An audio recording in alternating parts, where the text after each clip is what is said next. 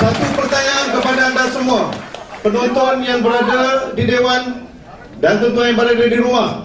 Adakah kita telah bersedia? Adakah kita telah matang? Adakah kita mampu? Maka saya lontarkan cabaran kepada Datuk Seri Najib dan juga Datuk Seri Amarul Ibrahim untuk bertemu seperti anak jantan di atas pentas debat ini.